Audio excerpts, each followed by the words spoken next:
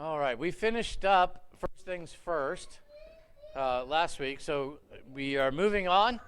We'll still be hitting wisdom a couple more times this year, but moving on to a new series called Almost Faithful. And the almost part of that is the key. As we begin, though, why don't we begin with our memory verse for this series? I picked a short one, nice and short. 1 Corinthians chapter 4 and verse 2, if you'd read it with me. Moreover, it is required in stewards that one be found faithful. Now, how many of you have ever heard that verse before? I think we've had it as a memory verse before, a couple years ago, though. So, moreover, in stewards, it is required, moreover, it is required in stewards that one be found faithful. So, you have about 6 weeks, the rest of the summer, to work on that one. It's short. This is one we should be able to get our heads around. So, we're going to be this morning in the book of Second Chronicles. Our memory verse is 1 Corinthians. Our text is 2 Chronicles. So that's in the Old Testament. I'll give you a minute to find that. We do have the verses on the screen, but if you have your phone, your app, your tablet, or an actual Bible, go figure, it's good to have that open too. So 2 Chronicles. If we were to step back in Israel's history, we would go back to the time that the kingdom of Israel emerged with a king. After the period of the judges and all that goes back. The kingdom period in Israel began with kind of a tumultuous 3 generations of kings in Saul, and then David, and then Solomon.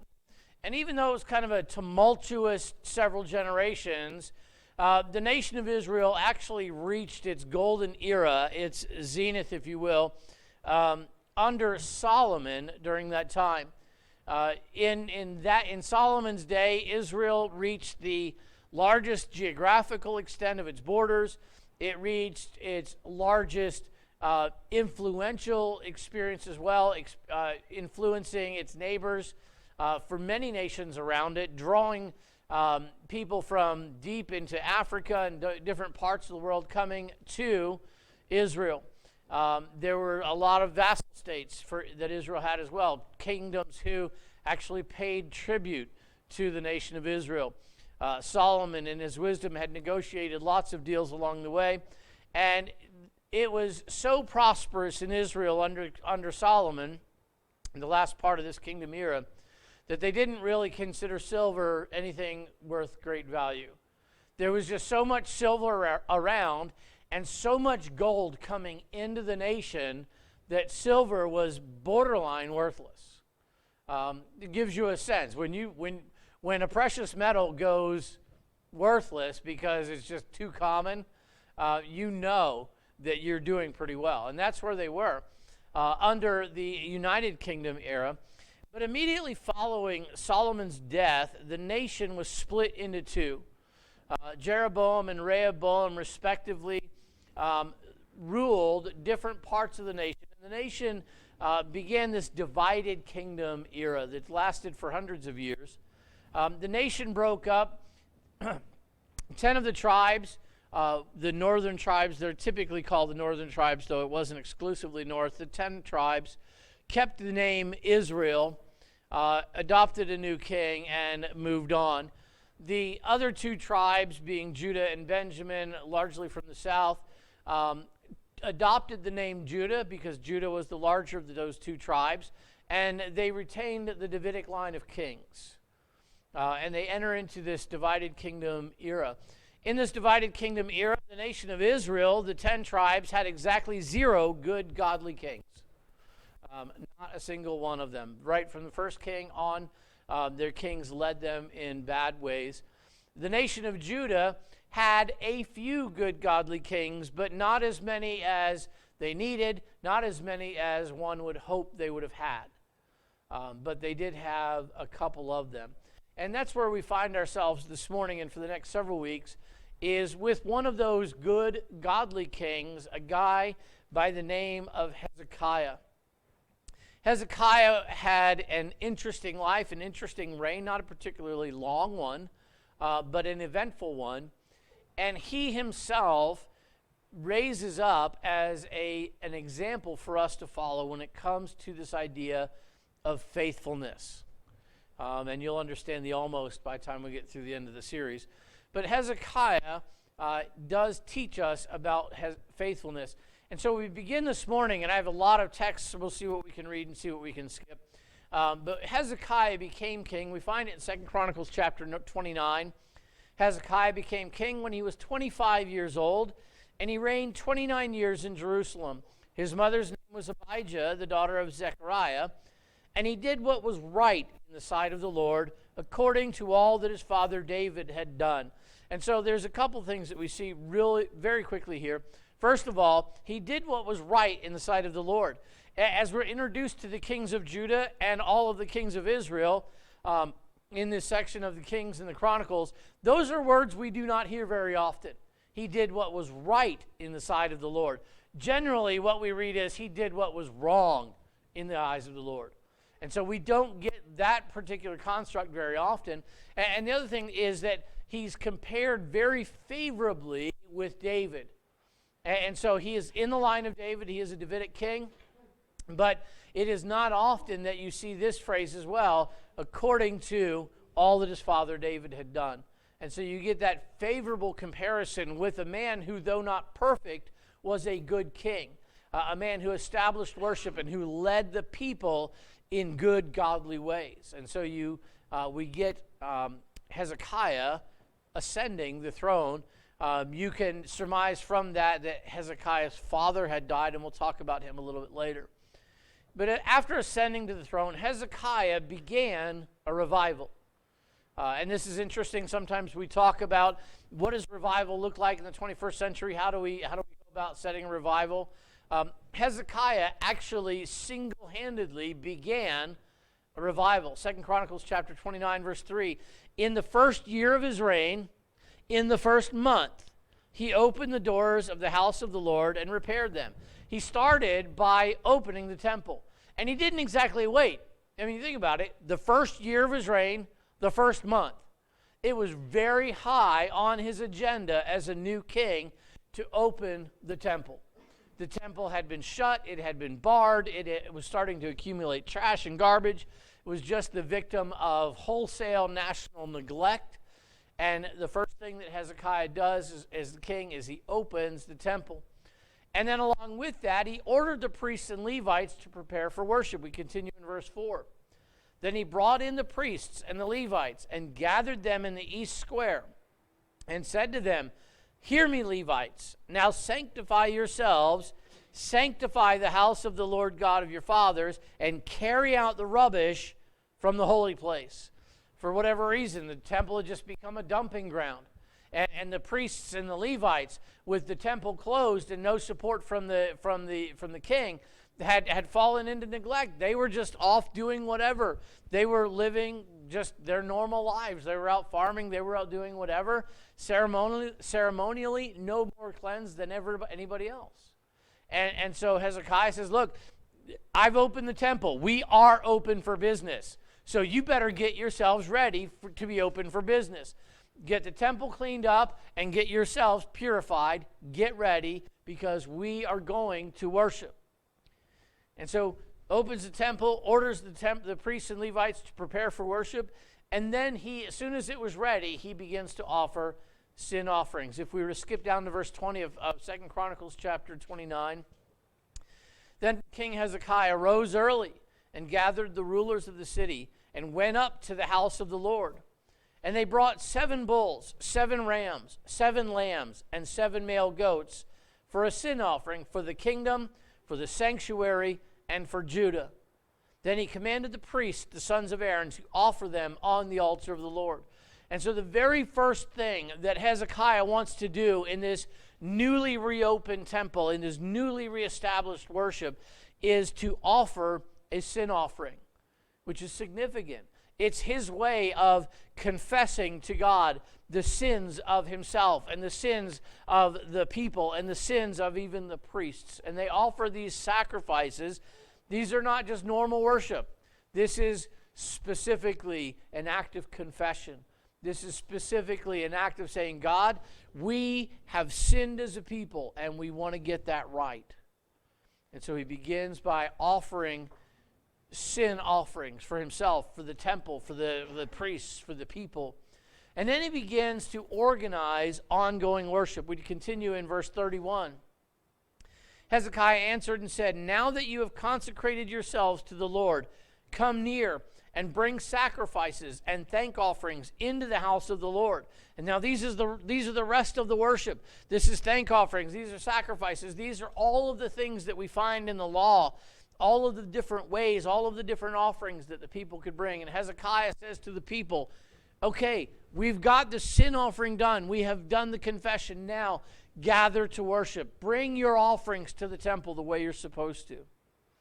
So the assembly brought in sacrifices and thank offerings, and as many as were of a willing heart brought burnt offerings. In addition to organizing the people for worship, he organized the priests, and he organized the Levites, and he organized the musicians, and he organized everything that was necessary for the people to worship. And the people began worshiping again. Those who were, I find it interesting that we read, as many as were of a willing heart. Those who wanted to worship God now had a place where they could. Those who wanted to give to God now had a place where they could. Those who wanted to confess, those who wanted to celebrate, those who wanted all of the motivations for worshiping God, were any who had them could now come and find a place to worship, because Hezekiah had organized this. And then he did something that on the surface doesn't sound that strange, but trust me, it is. Look in 2 Chronicles chapter 30. And Hezekiah sent to all Israel and Judah, and also wrote letters to Ephraim and Manasseh, that they should come to the house of the Lord at Jerusalem to keep the Passover to the Lord God of Israel. For the king and his leaders and all the assembly in Jerusalem had agreed to keep the Passover in the second month. So there's a couple details in there. First of all, the last one, they'd agreed to keep the Passover in the second month. This is actually the punt date for the Passover. In the law, there was 2 dates given for the Passover. The main date, and then there was the makeup date. In case, for whatever reason, you were not pure on the Sabbath or on the Passover to celebrate it, or in case you were away, whatever the reason was that you could not observe the Passover, is one of the very few things God says, we're going to give you a makeup date in the second month. And so King Hezekiah says, look, we've agreed. We just couldn't get there in time to celebrate it when we're supposed to. As a nation, we're going to take the makeup date, and we're going to celebrate it on that day. And what he did was he sent out letters to all of Israel, including Ephraim and Manasseh. Now, does that sound weird to you? Think about it for a second. Where was Hezekiah king of? Judah. Not the entire nation of Israel, just Judah, the 2 tribes of Judah and Benjamin. That was the extent of his authority. That was the extent of his domicile. And to make matters worse, after the time of the division, when the United Kingdom turned into the divided kingdom, from that point forward, Israel and Judah were perpetually at odds with each other. They fought several wars. They were constantly in a state of either open or near hostility. And so Hezekiah actually threw open the doors of the temple and opened the invitation for all Jews everywhere to come and worship. Not just the Jews who were in Judah and Benjamin, and not even just the other tribes who were on the western bank of the Jordan River, which makes up the border, the bulk of Israel, but to Ephraim and Manasseh, who had stayed on the eastern bank of the Jordan River and who had been excluded for generations from Jewish social life because of that geographical division of the river. He sent the letters out to everybody, even those that were naturally his enemies or his adversaries, even those with whom they had had no relationship in years. But Hezekiah opened the doors of worship for everyone. saying, hey, we can put our differences aside. We can put our politics aside. We can put our preferences aside, and we can remember that we worship God, and we can do that together. And so he opened worship for all. And then he oversaw the beginning of a national purification. If we were to continue in chapter 30, down into verse 13. Now many people, a very great assembly, gathered at Jerusalem to keep the Feast of Unleavened Bread in the second month, the Feast of Unleavened Bread that precedes the Passover. They arose and took away the altars that were in Jerusalem, and they took away all the incense altars and cast them into the brook Kidron. And so they've decided, as under the leadership of Hezekiah, but they've decided as a nation that they're going to celebrate the Passover. The temple has been purified, but all throughout Jerusalem, all throughout Israel, there are altars to foreign gods. There are places all over the country where people are worshiping God or worshiping other gods, but there's only supposed to be one place in the nation where worship is conducted, and that's at the temple. And so it's interesting that the people who've decided we're going to keep the Passover, we're going to purify ourselves, we are going to worship God, it was the people who began destroying these altars. It was the people who began removing these places of worship that stood in opposition to the temple. Hezekiah was leading this national revival. He was overseeing it, but at this point it had gained enough momentum that he wasn't having directly to do it. He didn't have to order people to go tear down altars. He didn't have to order people to cut down groves. This was beginning to happen naturally, organically. The people wanted to worship God, and in order to do that, they recognized they have to get rid of some stuff that's not God. And so this already began to happen. He begins to oversee this national purification that's going on. And they get together and they have the Passover and the Feast of Unleavened Bread, and it's such a smashing success that they decide to extend it a week. They're having so much, I don't want to say fun. Fun is just never the right word. I know I say it in church. Oh, do you have fun in church? Fun is not the right.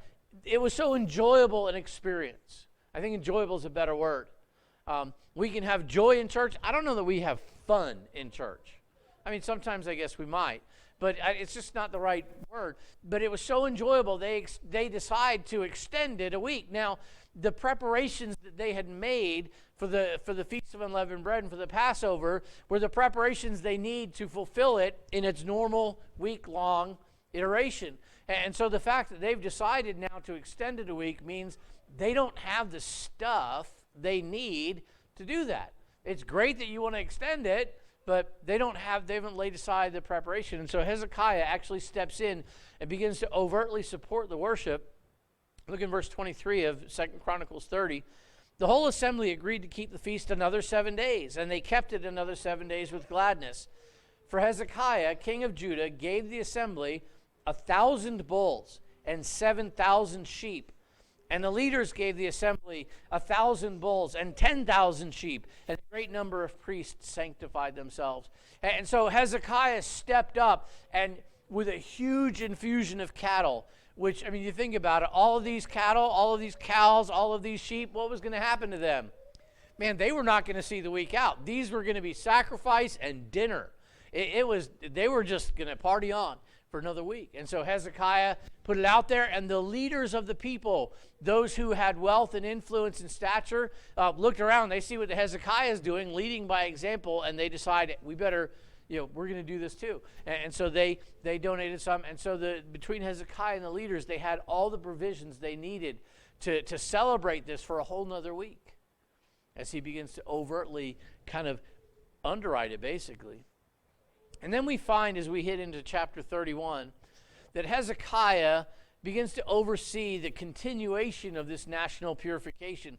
What began with the people preparing themselves for the Passover continued after that. It actually gained a lot of ground after that. Look in verse 1.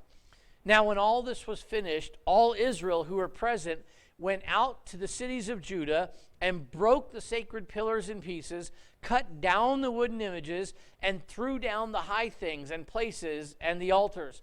from all Judah, Benjamin, Ephraim, and Manasseh, until they had utterly destroyed them all. And then all the children of Israel returned to their own cities, every man to his own possessions. This purification now exceeds the borders of Hezekiah's kingdom. It's not just the people of Judah and Benjamin who are tearing down their idols, who are cutting down their groves, who are burning these altars and getting rid of these gods out of their life. It's people from Ephraim. It's people from Manasseh. These are way outside of Hezekiah's influence. But this national purification is spreading. And here's Hezekiah overseeing all of this that's going on. Look in verse 4. Moreover, he commanded the people who dwelt in Jerusalem to contribute support for the priests and the Levites, that they might devote themselves to the law of the Lord.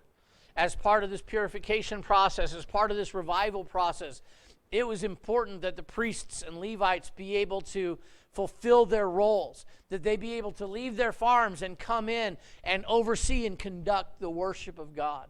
And so Hezekiah said, hey, folks, in all of your excitement, make sure that when you pass the offering plate, you leave it full, not empty. And so the people did. And the worship just took off. And we find in all of this that Hezekiah had a good reputation. Look in verse 20 of chapter 31. Then thus Hezekiah did throughout all Judah, and he did what was good and right and true before the Lord his God. This is the reputation that Hezekiah had established with the chronicler, the man who wrote this book. This is the reputation that Hezekiah had before God, was that he did what was right and good and true. Unlike so many of his forebears who had done what was wrong. So he had this fantastic reputation as a result of starting this revival, as a start of overseeing and underwriting, and all the things that he did showed tremendous faithfulness to God. Hezekiah becomes, because of this reputation, becomes for us a good example. Now, our first thought when we think about Hezekiah and what he was able to accomplish for God in leading God's people back to God, we begin to think, our first thought is that the one thing that Hezekiah had going most for him was that he was king. You have that thought? Like, it's good to be king. It's great to be able to lead this. Hezekiah was the king, so yeah, of course, he would be the guy who could. That it was totally a result of his position that allowed him to have this kind of influence. It was a result of his position that allowed him to accomplish the things that he did. But to see that that is not a true assumption, we don't have to look any further than Hezekiah's father. Because what position would Hezekiah's father have had during his lifetime? I know it's a stretch. The guy who was the father of the current king was probably the former king, right? That's how monarchies work, father to son, this whole thing, right? And so his father had died, and that's how Hezekiah inherited the job, the position of king, which means his dad had been king. How great a king had his dad been? If it was really a matter of position, then Hezekiah's father could have done it as well, right? Make sense? Here's what we know about Hezekiah's father. Actually, we know more than this, but look back to 2 Chronicles chapter 28, and just verse 19. For the Lord brought Judah low because of Ahaz, king of Israel. For he had encouraged moral decline in Judah and had been continually unfaithful to the Lord. The one thing that Hezekiah's father had led was the people away from God. And so the revival that Hezekiah led had nothing to do with his position. There was plenty of kings in Hezekiah's day, and there have been plenty of kings that we have seen throughout history who used, misused, abused, trashed their position for personal gain, to build power, to lead people in the wrong ways.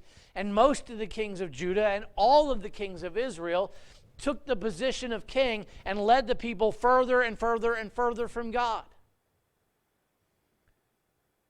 What Hezekiah was able to do had nothing to do with his position. Is that important? It is, for one very fundamental reason. I'm not a king. You may be. Fantastic. But I don't think so. We're not royalties. We're not born or possess great position. But the influence that Hezekiah was able to exert, the revival that he was able to start, was not a result of his position. The example that he set had nothing to do with his position. And that's great news for me, because I don't have a vaunted position, but I still would like to maybe do something of influence. I would still love to be able to move people closer to God. And if it was all up to position, I would be helpless in that endeavor, wouldn't I? But it had nothing to do with his position. What it had to do with was his passion. It wasn't his position, it was his passion. I mean, it's not bad to be king, don't misunderstand. He probably got a lot more traction with his passion because he was king. But position alone didn't do it. He had a passion for God and for his worship. He demonstrated that the power to overcome idolatry is in the passion for the truth, not in the polemic against the lie. He could have spent all of his days just attack the false gods and the altars. But he didn't do that. He decided that the best way to get people focused on God, the best way to really fulfill the passion that he had, wasn't to attack the falseness of what they were doing, but rather to establish the truth. It was totally a passion for the truth, not a polemic against the lie. You think about it, who started tearing down the altars? Hezekiah? No, it was the people. Hezekiah said, I'm not going to worry about those false altars. I'm going to raise up the real one. I'm not going to worry about false gods. I'm going to raise up the real one. And as he raised up the real God and lived out passion for God, it became contagious. And the people around him, first those who were most willing and later adopters as they went on, they saw the passion that he had, and it began to rub off on them, and they began to follow after the true God. And just naturally then, when I am worshiping God and I am celebrating the altar of God, all the rest of this we know just needs to go, and it just went. He accomplished getting rid of false gods without ever once attacking them. It just happened organically. And there's a real lesson there. We could spend a lot of our time and a lot of our energy and a lot of our effort in the practice of polemics, attacking those that we disagree with. But we are much better served by just investing our passion for the truth and letting the rest of that take care of itself, and it will. Hezekiah had passion. He was driven by passion, and that passion stirred the people far more around him far more than his position did. His passion stirred them far more than his position did. If we want to have the kind of influence that Hezekiah had and make the kind of impact that Hezekiah made, we're going to need to develop the kind of passion that drove Hezekiah. So the question arises naturally then, how do we develop that passion? Because when I read about Hezekiah's life in these early days, and I see the passion that he had and the influence that he had and the accomplishments that he made, I want that. I wouldn't mind being king either, but that aside, actually, yes, I would. That's way more than I want. But to have that kind of influence, to be able to actually have enough passion for God that the people around me begin to have a passion for God. That I want. So the question becomes naturally, how do I get that kind of passion? Because most of us, most people in the 21st century Western Christianity don't have that kind of passion. There are a few exceptions, but most people don't have passion at that level. So how do we develop that kind of passion? And I think we actually get a clue. One of the things that we'll find about Hezekiah's life as we go on, we're here in 2nd Chronicles this morning. There is actually there are actually three main texts that we could find for Hezekiah. You get 2nd Chronicles, where we have been today. We could look in 2 Kings chapter 18, which is where I'm going to have us go in just a minute. And then there's also Isaiah chapters 36 through 39.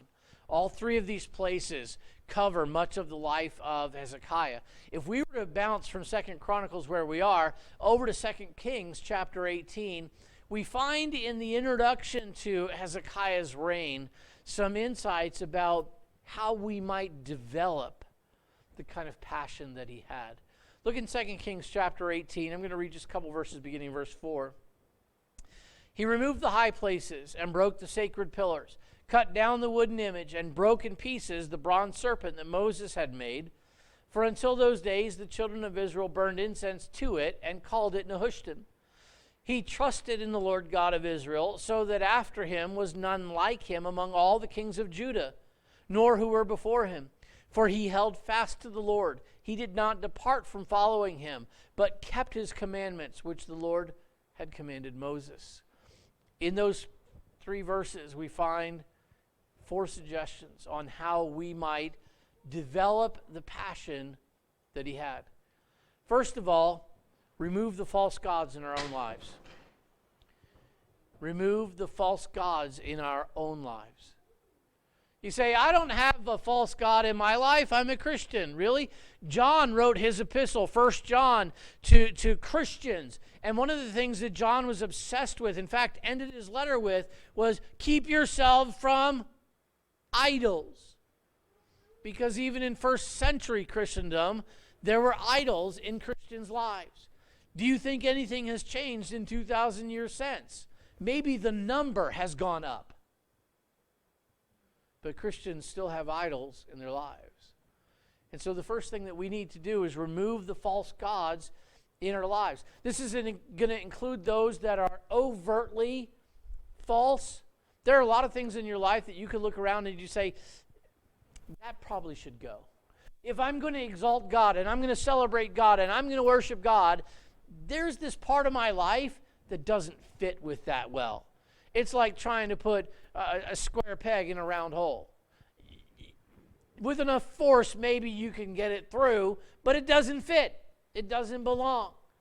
And it's not a matter of attacking everybody else's false gods. It's a matter of saying, if God is God and I'm going to worship him and I'm going to be passionate for him, this probably doesn't fit. Those are things that are overtly false. But we also need to deal with the things that are covertly false.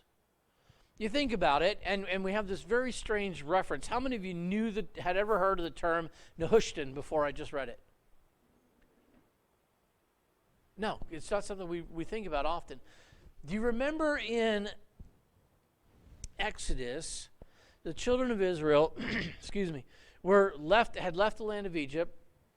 They were wandering around the wilderness. And at one point, actually at a lot of points, but at one point they began to complain about God. And God said, all right, I've had enough. I've been nothing but good to you. I've had enough. And he sent into the camp of Israel poisonous snakes. And they began to bite people. And the people very rapidly said, maybe we've been complaining too much, and maybe God's a little ticked, and maybe isn't really maybe. Because it was so. And so they went to Moses and they said, Moses, these snakes have invaded our camp and they're biting us and they're killing us. What should we do? Please pray to God and ask him to take it. Tell him we're sorry. Ask him to take the snakes away. And so God said to Moses, Moses, I'm not going to take the snakes away.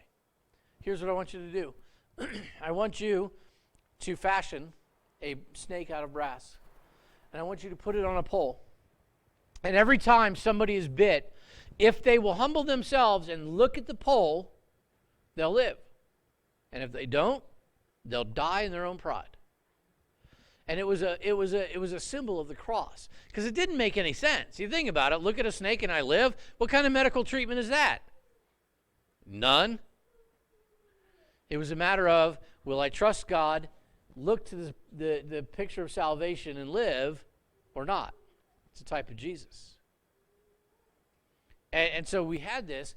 That brass snake, after that episode, really throughout the canon, really kind of disappears.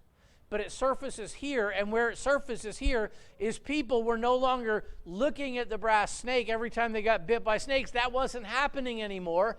But instead, they had taken this thing that was a good thing in its day. It was designed to point people to Jesus. It was designed so people could say, I believe God. And they had taken what was a good thing, and they had begun to worship it. Now, were they supposed to worship the snake or look at it? Look at it. Who are they supposed to worship? God. But the snake had taken their place.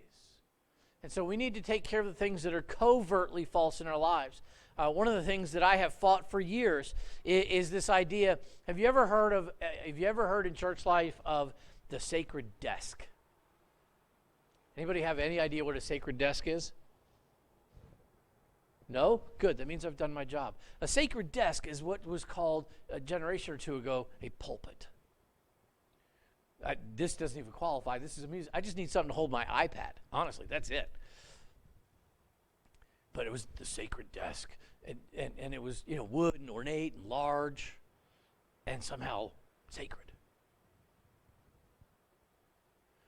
Now, you can tell from the tone that I don't really dig sacred desks. I don't really get along with that. Why? Because this exists. Honestly, all the pulpit ever existed to do was hold up a book. Generally the Bible, sometimes a hymn book. Right now it's got my phone and my glasses and a piece of paper on it. That's its purpose. Its function is to hold stuff. So it frees my hands to gesture. Is that sacred? No. But people in churches today still worship a sacred desk. It's a book holder. Okay, it holds the Bible. Should you worship the desk? No. Is there anything sacred about it? No. You put it in the fire, guess what? That bad boy's going to burn just like every other piece of wood. It's not sacred.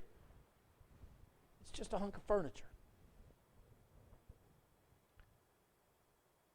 We still do that. And there are parts of our lives, things that we think of, oh, these are good. And they may have been good once upon a time, but we begin to worship the thing instead of the God that made the thing good. We have overt false gods, and we have some covert false gods. If we're going to develop a passion for God, we're going to have to deal with both of those. Secondly, trust in the Lord. Hezekiah trusted in the Lord. Now, for us, this is going to require that we stop trusting in ourselves. It's not about me. It's not about what I can accomplish or what I do or what I did or what I have done, good or bad. But if I'm going to trust God, I'm going to have to let go of trusting in myself quite so much. If I'm going to trust in God to provide, that means I'm going to have to stop trying to trust in myself to procure provisions, aren't I? If I'm going to trust God to lead me, that means I need to stop trusting in myself to lead me. If I'm going to trust God to feed me, I'm going to have to actually, you get it. If I'm going to trust in the Lord, it requires that I trust in myself less. Hezekiah removed the false gods in his life, and he trusted in the Lord. The third thing that we see in this, that he held fast to the Lord. Hold fast to the Lord. That doesn't mean fast hold on, though if the ship is going down, that's not a bad idea either, to hold on fast. But to hold fast means to hold on and grip tightly. I'm not letting go. But if I'm going to hold fast to the Lord, it's going to require me letting go of some competing passions. There are things in our lives that are good otherwise, that we're passionate about. But if we're going to have a passion for God and we're going to hold fast to the Lord, we're going to have to let some of those things go. It's like, you ever tried to hug 4 people at once? Yes. You just can't get there, can you? Unless you're like, Octopus Man with arms out forever. Or what's this Stretch guy? I don't remember. Apparently I don't watch enough TV. Mr. Fantastic. Yeah, just stretch it. I think that's who it was. Stretch his arms out. So if you're gonna hug somebody very closely, you're probably gonna have to let go of hugging somebody else. Like, if you walk up with my wife, I may give you a hug, but I want to hug her, so I'm probably gonna let go of you quickly because I really want to get in there. Hold fast to the Lord. It means we're gonna have to let go of some competing passions. And then finally, he followed the Lord. And it's going to require letting go of some competing priorities. Who are we going to follow? Hezekiah followed the Lord. He held fast to the Lord. He trusted in the Lord, and he removed the false gods in his lives. And by implementing just those 4 things, what we find is that Hezekiah's passion for God was developed, and it flourished, and it became a brightly burning flame that warmed the people around him. He held that kind of passion. That's what produced the influence. That's what produced the revival. That's what produced all of the things that he was able to do. They flowed from his passion, and his passion flowed from his commitment to God. The driving passion that Hezekiah had for God came ultimately from spending time with God. It was the natural outflow from his relationship with God. We might even say that he reflected God to people. And he did it well because he spent enough time with God to reflect him well. And we can also say and see that he went on to direct people to God, because those 2 things are always related. Now that begins to sound very familiar, doesn't it? He reflected God to people. He spent enough time with God that he could reflect him well. And he directed people to God. That's our mission. And all it requires of us is passion. We need to develop passion for God and let that passion drive us to influence others the way that Hezekiah did. Always remembering that passion must be developed before it will drive us. If you're not being driven by passion today, it is something that you can do. You can develop that. 4 simple steps. Ultimately all flowing from a real, genuine relationship with God, which we can all have. Then, reflect God to people. Direct people to God. It really all does come back to simplicity. Would you stand with me? We'll close in a word of prayer, and then we'll head out into our own mission fields to reflect God to people and direct people to God. Father, we love you. We thank you for Hezekiah, for the example that he set. Father, for the fact that it wasn't his position, but rather his passion that enabled him to reach so many. Lord, you've not given us great positions, and frankly, we wouldn't probably want them. But help us to develop and to have the passion that he did. Help us to be driven by our passion for you to such an extent that the people around us are drawn to you. Help us know you well so that we can reflect you well, so that we can well direct others to you. Be with us this week to that end, we pray in Jesus' good name.